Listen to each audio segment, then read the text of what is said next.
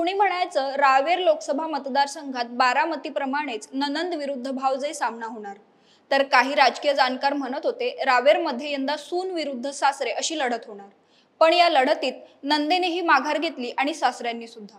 मैदानात सध्या फक्त एकनाथ खडसे यांच्या सून रक्षा खडसे आहेत, तर त्यांचे सासरे एकनाथ खडसे आणि एकनाथ खडसेंची मुलगी रोहिणी खडसे यांनी रावेरमधून लोकसभा लढवणार नसल्याची घोषणा केली आहे।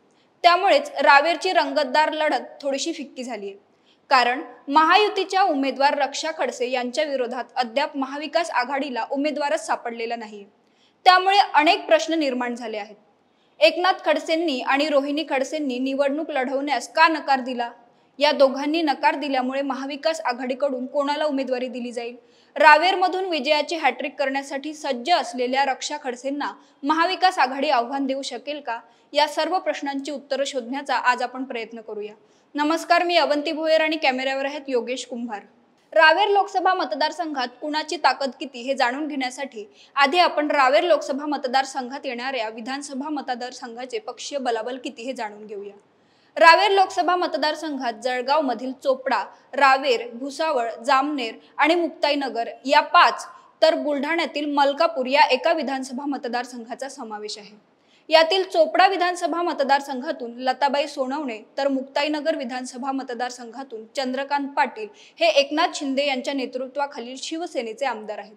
भुसावळ विधानसभा मतदारसंघातून संजय सावकारे आणि जामनेर विधानसभा मतदारसंघातून कॅबिनेट मंत्री गिरीश महाजन हे भाजपचे आमदार आहेत। तर रावेर विधानसभा मतदारसंघातून शिरीष चौधरी आणि मलकापूर विधानसभा मतदारसंघातून राजेश एकाडे हे 2 काँग्रेसचे आमदार आहेत। म्हणजेच रावेर लोकसभा मतदारसंघातील 6 पैकी 4 जागांवर महायुतीचे तर 2 जागांवर महाविकास आघाडीचे आमदार आहेत। या आकडेवारीवरून आपल्याला हे लक्षात येईल की रावेर लोकसभा मतदारसंघातील विधानसभा मतदारसंघामध्ये महायुतीचं पारडं जड आहे। विधानसभा मतदारसंघातील पक्षीय बलाबल जाणून घेतल्यानंतर आपण रावेर लोकसभा मतदारसंघाच्या इतिहासाचा थोडक्यात आढावा घेऊया। 2008 मध्ये परिसीमन आयोगाच्या शिफारसीनुसार जळगाव लोकसभा मतदारसंघातून रावेर लोकसभा मतदारसंघाची निर्मिती करण्यात आली। मतदारसंघाची निर्मिती झाल्यापासून म्हणजेच 2009च्या पहिल्या लोकसभा निवडणुकीत इथं भाजपचे हरिभाऊ जावळे खासदार झाले होते।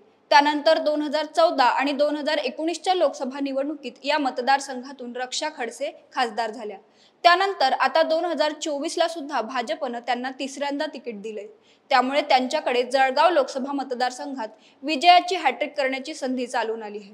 2014 आणि 2019च्या लोकसभा निवडणुकीवेळी रक्षा खडसे यांचे सासरे एकनाथ खडसे हे भाजपमध्येच होते, पण नंतर त्यांनी पक्षांतर करून शरद पवार गटाची वाट धरली।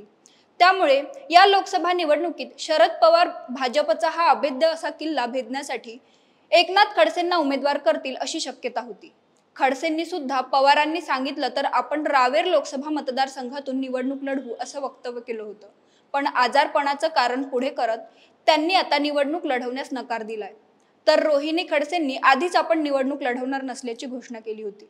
त्यामुळे इथे पवारांचा खडसे विरुद्ध खडसे करण्याचा प्लॅन फसला असं राजकीय जाणकार सांगतात।